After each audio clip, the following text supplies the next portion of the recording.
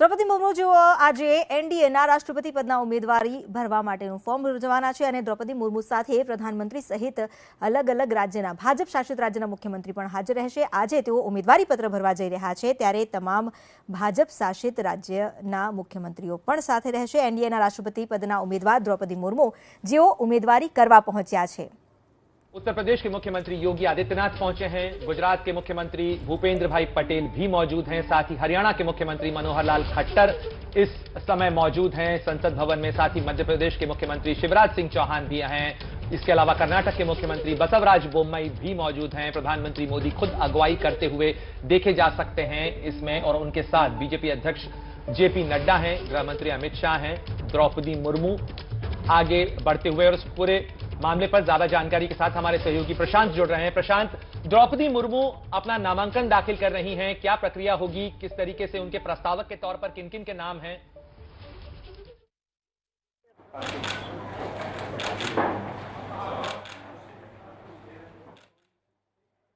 प्रधानमंत्री हैं, देश अमित शाह हैं और राजनाथ सिंह हैं, जेपी नड्डा, इन सभी ने उस पर हस्ताक्षर किए हैं। जो पहला सेट होगा उसमें प्रधानमंत्री और अमित शाह प्रमुख प्रस्तावकों में हैं और राजनाथ सिंह सबसे प्रमुख अनुमोदक है। पहले सेट में 7 सांसदों से उस पर हस्ताक्षर किए गए हैं।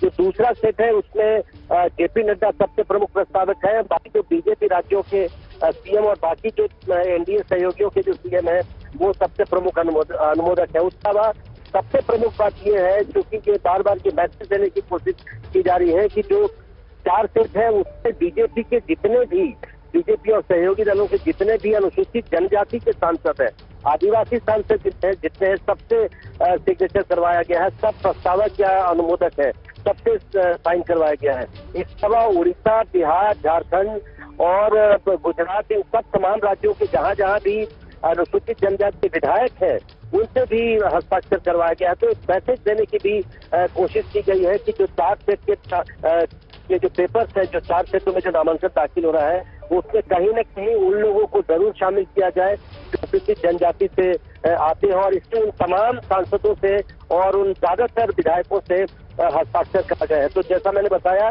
4 सेटों में नामांकन। अभी द्रौपदी मुर्मू जो राज्यसभा के महासचिव हैं वो इस बार रिटर्निंग ऑफिसर है चुनाव के, तो उनके कमरे में संसद में जो उनका कमरा है वहां पर नामांकन कर रही हैं। और प्रधानमंत्री नरेंद्र मोदी, गृह मंत्री अमित शाह के अलावा जितने सहयोगी दलों के प्रतिनिधि हैं उन भी वहां पर बुलाया गया है।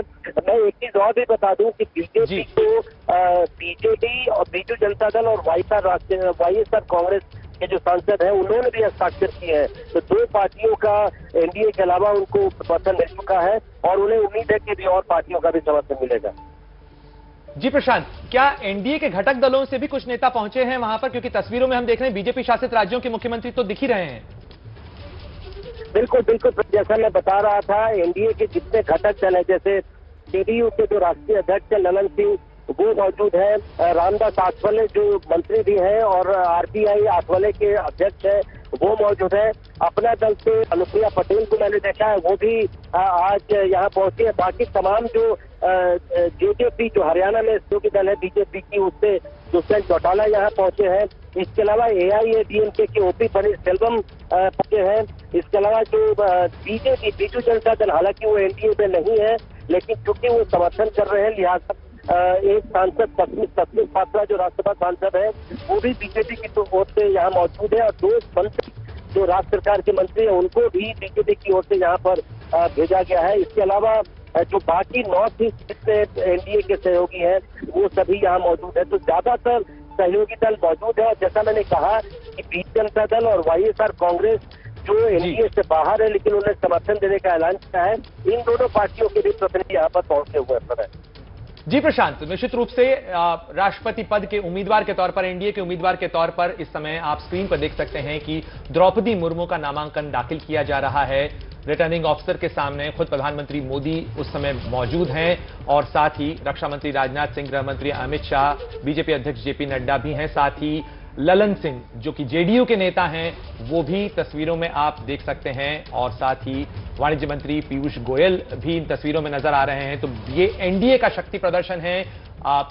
कतार में बैठे हुए उत्तर प्रदेश के मुख्यमंत्री योगी आदित्यनाथ, इसके अलावा बसवराज जो कर्नाटक के मुख्यमंत्री हैं, हरियाणा के मुख्यमंत्री मनोहर लाल खट्टर भी तस्वीरों में नजर आ रहे हैं और साथ ही हेमंत बिस्व शर्मा जो कि असम के मुख्यमंत्री हैं वो भी तस्वीरों में देखे जा सकते हैं। तो ये तमाम जो स्ट्रेंथ है एनडीए का जो शक्ति प्रदर्शन है वो इस समय इस नामांकन के साथ नजर आ रहा है। हमारे सहयोगी नीरज पांडे भी जुड़ गए हैं हमारे साथ इस खबर पर ज्यादा जानकारी को लेकर।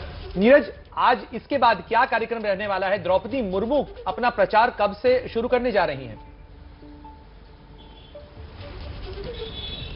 देखिए, द्रौपदी मुर्मू का प्रचार जो आज नामांकन है, आज नामांकन के बाद शाम को एक बैठक है जिसमें ये रणनीति तय होगी और उसके बाद माना जा रहा है कल के बाद से, यानी कल से ये लोग मिलना शुरू करेंगे, सभी पॉलिटिकल पार्टियों के नेताओं से मुलाकात करेंगे, उनसे जाके वोट देने की अपील करेंगी मुर्मू। और ये जो प्रबंधन कमेटी बनाई गई है गजेंद्र सिंह शेखावत की अध्यक्षता में, तो गजेंद्र सिंह शेखावत और उनकी जो पूरी टीम है वो प्रबंधन समिति की आज ये बैठक है शाम को। उस बैठक के बाद ही तय होगा कि कल से किसके पास पहले जाना है। तो एनडीए के लोग तो मौजूद ही हैं, एनडीए के सभी जो घटक दल के नेता हैं वो मौजूद हैं, इंक्लूडिंग जो बाहर से खासकर बीजेडी के जो नेता हैं वो प्रस्तावक के रूप में यहाँ मौजूद हैं। सभी भारतीय जनता पार्टी के मुख्यमंत्री मौजूद हैं, भारतीय जनता पार्टी के सभी बड़े नेता मौजूद हैं। प्रधानमंत्री नरेंद्र मोदी खुद प्रस्तावक हैं, गृह मंत्री प्रस्तावक हैं, रक्षा मंत्री अनुमोदक हैं। तो मतलब कह सकते हैं कि एनडीए ने अपनी ताकत दिखाई है और जिस तरह से बीजेडी ने समर्थन किया है तो ऑलमोस्ट इनके पास जो समर्थन है, जो जीतने वाला वोट है वो बिल्कुल पर्याप्त है। ये अलग बात है क्योंकि जब भी राष्ट्रपति चुनाव होता है तो कोशिश ये होती है कि जो कैंडिडेट हो वो सभी पॉलिटिकल पार्टियों से मिले ताकि ज्यादा से ज्यादा समर्थन जुटाया जा सके, ज्यादा से ज्यादा वोट हासिल किया जा सके और पहला प्रयास ये होता कि सर्वसम्मति से चुन लिया जाए। लेकिन चूंकि यहाँ चुनाव हो रहा है, यशवंत सिन्हा 27 तारीख को अपना नामांकन दाखिल करेंगे और विपक्ष के कैंडिडेट के रूप में वो भी चुनाव लड़ेंगे, तो चुनाव होना तो तय है। लेकिन अब जीत का मार्जिन क्या हो इसकी रस्साकसी चल रही है। जी प्रणय। नीरज, जो बैठक का आप जिक्र कर रहे थे वो कब होनी है और उसमें कौन कौन शामिल होगा? देखिए, जो मेरी जानकारी है उसके अनुसार प्रहलाद जोशी के आवास पर यह बैठक शाम को आज होने वाली है जिसमें प्रबंधन समिति के सारे मेंबर्स मौजूद रहेंगे, गजेंद्र सिंह शेखावत मौजूद रहेंगे और खुद मुर्मू भी उसमें शामिल हो सकती हैं। और ये तय किया जाएगा कि द्रौपदी मुर्मू जी और प्रबंधन समिति के लोग शुरुआत किससे करेंगे, किसके साथ मुलाकात करेंगे, कहां कहां जाएंगे, किन किन नेताओं से मिलेंगे, ये एक पूरी रूपरेखा तय होगी। और उसी में ये तय होगा कि किन किन नेताओं से मुलाकात कब कब करनी है। तो ये आज शाम को ये संभवतः बैठक होगी, ये नामांकन की प्रक्रिया पूरी हो जाएगी और नामांकन की प्रक्रिया पूरी होने के बाद ये सारी चीजें शुरू होंगी। जी प्रतिमा। जी बिल्कुल नीरज, तो आज से ये प्रक्रिया शुरू हो जाएगी औपचारिक रूप से। ये प्रक्रिया इस समय चल रही है जब द्रौपदी मुर्मू अपना नामांकन दाखिल कर रही हैं और राज्यसभा के सेक्रेटरी जनरल जो हैं उनके सामने ये दाखिल किया जा रहा है नामांकन पत्र, जो इन्हें रिटर्निंग ऑफिसर बनाया गया है राष्ट्रपति पद के चुनाव के लिए। और प्रधानमंत्री मोदी तस्वीरों में आप देख सकते हैं इस नामांकन के दौरान मौजूद हैं। रक्षा मंत्री राजनाथ सिंह, गृह मंत्री अमित शाह, बीजेपी अध्यक्ष जेपी नड्डा तस्वीरों में देखे जा सकते हैं। ये नामांकन की प्रक्रिया इस समय चल रही है। एनडीए के उम्मीदवार के तौर पर द्रौपदी मुर्मू आज अपना नामांकन दाखिल कर रही हैं और 27 तारीख को विपक्ष के उम्मीदवार के तौर पर यशवंत सिन्हा अपना नामांकन दाखिल करेंगे। दो उम्मीदवार फिलहाल राष्ट्रपति पद के चुनाव के मैदान में हैं और ये दोनों राजनीति से जुड़े हुए नाम हैं। अगर हम बात करें दोनों की तो झारखंड के पूर्व राज्यपाल रही हैं द्रौपदी मुर्मू, तो वहीं झारखंड के हजारीबाग से सांसद रह चुके हैं यशवंत सिन्हा।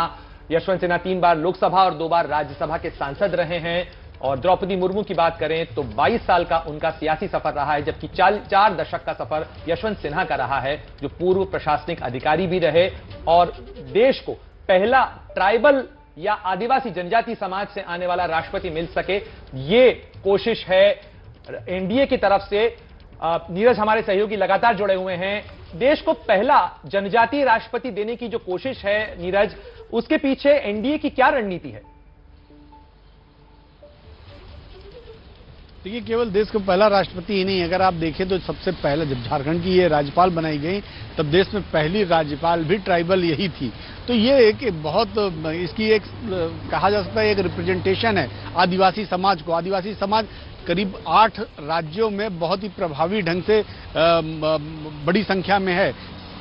47 सीटें ऐसी हैं लोकसभा की जो एसटी समाज के लिए आरक्षित हैं। इसके अलावा करीब 126 ऐसी विधानसभा सीटें हैं जिनमें ट्राइबल सीधे तौर पर हराने और जिताने का काम करता है। तो एक बहुत बड़े वर्ग को इस भारत में रिप्रेजेंटेशन देने की कोशिश की है और एनडीए ने ये पासा फेंक कर, आप समझिए कि जो आदिवासी, कभी आरएसएस का तो ये एजेंडा रहा कि आदिवासी समाज जो कहीं ना कहीं मिशनरीज के चंगुल में आते रहे हैं और धर्म परिवर्तन वाला जो मामला चलता रहा है जंगलों में, उसके लिए वनवासी कल्याण समाज आरएसएस ने तैयार किया और बड़े संख्या में जो कन्वर्टेड आदिवासी थे उनको हिंदू समाज से जोड़ने का काम किया। तो एक बहुत लंबे समय से काम कर रहे थे। और खुद अगर मुर्मू का आप राजनीतिक इतिहास देखें तो इन्होंने न सिर्फ इसके लिए लड़ाई लड़ी बल्कि बहुत बड़े लेवल पर काम किया। इन्होंने विधायक रही, सरपंच रही, राज्य सरकार में मंत्री रही, उसके बाद जब राज्यपाल बनाई गई।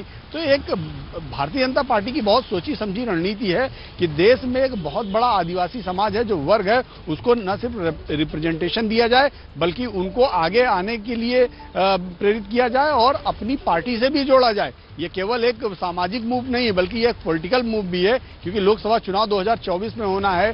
47 एसटी समाज की सीटें हैं, 126 ऐसी विधानसभा सीटें हैं जहां पे इनका रिप्रेजेंटेशन है। दूसरी बात यह है कि इस साल और अगले साल मिला के 5 जिन राज्यों का चुनाव है उनमें ट्राइबल्स का बहुत बड़ा हिस्सा है। खासकर आप देखें तो इस साल गुजरात में, तो गुजरात का एक बहुत बड़ा एरिया ट्राइबल एरिया है। वहां पे करीब 30 से 35 ऐसी विधानसभा सीटें हैं जहां पे ट्राइबल्स का अच्छा खासा वोट बैंक है, वो हराने या जिताने की स्थिति में रहते हैं। तो गुजरात के इलेक्शन में उनका सीधा उपयोग किया जाएगा। इसके अलावा आप देखिए तो अगले साल जिन 3 राज्यों में, राजस्थान, छत्तीसगढ़ और मध्य प्रदेश में चुनाव है, इन राज्यों में आदिवासी समाज का एक बहुत बड़ा वोट बैंक है। उड़ीसा अपने आप में बहुत बड़ा वोट बैंक है जहां पे भारतीय जनता पार्टी लगातार पिछले 10 सालों से काम कर रही है और रस्साकसी कर रही है वहां सरकार बनाने की। इसके अलावा आप देखिए तो पश्चिम बंगाल, आपका तेलंगाना निश्चित रूप से और कई राज्यों के अंदर आदिवासी समाज की, जनजाति समाज की काफी बड़ी आबादी है और वो कई सीटों के ऊपर चुनावी समीकरण तय करने की स्थिति में है। लेकिन नीरज, अगर हम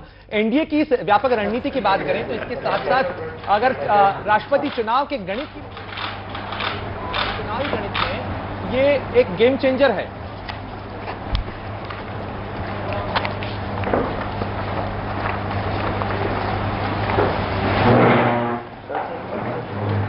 मतलब नामांकन हो गया। ये आपको बहुत शुभकामनाएं।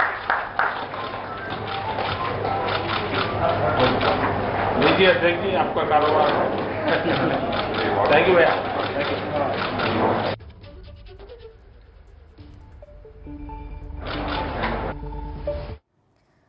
રાષ્ટ્રપતિ પદના ઉમેદવાર તરીકે આજે દ્રૌપદી મુર્મુ, જેમણે ભર્યું છે ઉમેદવારી પત્ર. આગામી સમયમાં જ્યારે રાષ્ટ્રપતિની ચૂંટણી થશે તે સમયે 2 ઉમેદવારો મેદાનમાં છે, જો કે એનડીએ તરફથી અને અન્ય પક્ષ તરફથી દ્રૌપદી મુર્મુને સમર્થન મળ્યું છે, જ્યારે વિપક્ષ તરફથી યશવંત સિન્હા ઉમેદવારી કરશે.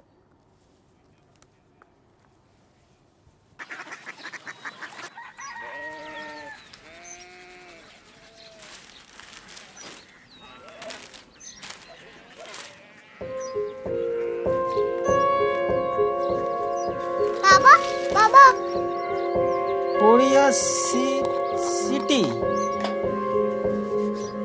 जानी ना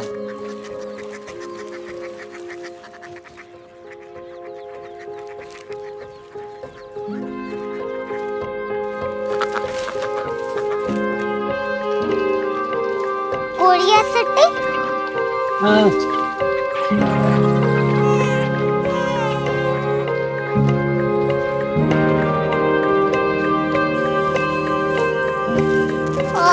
कोरिया सिटी कहाँ पे है? शहर अंग्रेजी लगे हैं।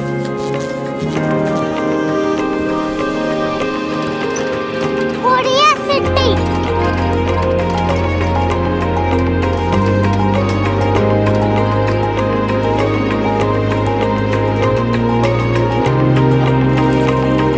वो बहुत दूर है।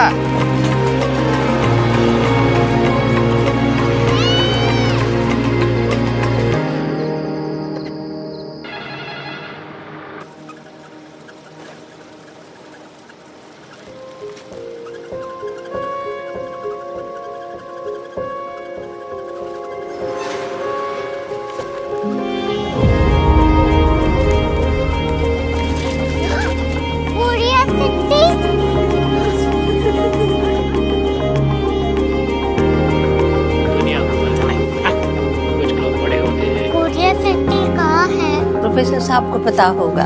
हो, ये छोटा वाला ग्लोब लगता है। और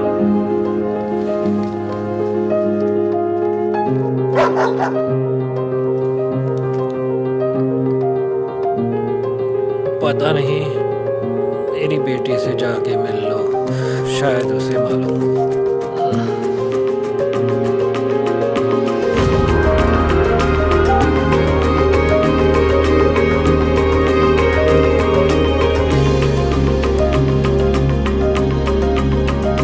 हाय,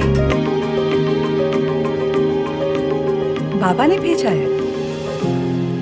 come here. Korea city.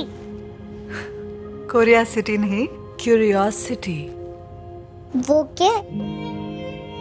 That's what brought you here? जो तुम्हें यहाँ तक ले आया। क्यूरियोसिटी।